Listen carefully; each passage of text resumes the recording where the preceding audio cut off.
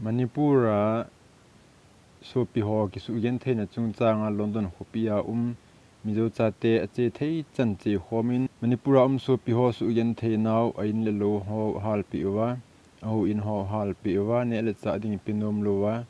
ain naw tam ta la pi ta ji wa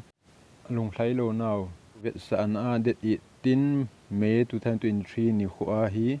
UK Prime Minister Hrangkhol Downing Street le Indian Embassy Lunglhai Louna thu aga thang samu hi che hi ne na thezal pi win ati ji wa kan ta do hi ana ve zo si chunga ki pa thu kan se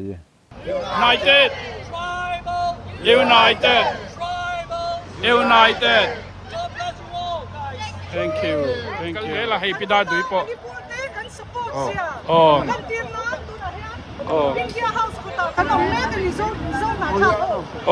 pida dui tu na khan ka aron saya zon ha thak te helaya hiang kan chan rual zia tilang turin ka kan claim mo kan tame mo ro pui le ni kha tu na hian hei helai hian an ron kalbel zela chuan ni china khan Downing Street hun kan nei to tu na hian India House kan ti le don ani e do an so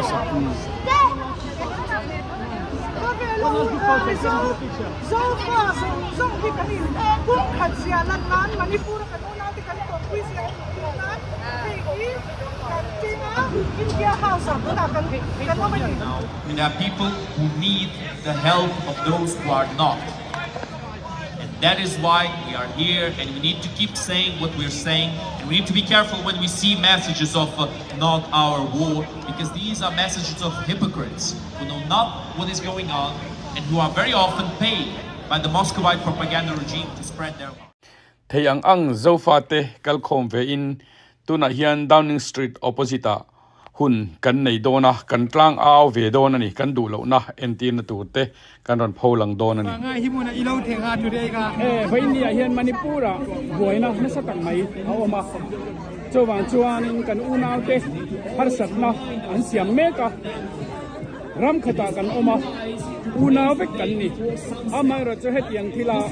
huam hauna wang le huam na wanga kan unaw te an ti du dai kan ril ru na chuwan chuan hei hi thil thalawani ti sia in khovelin fero se kan tia helaya kan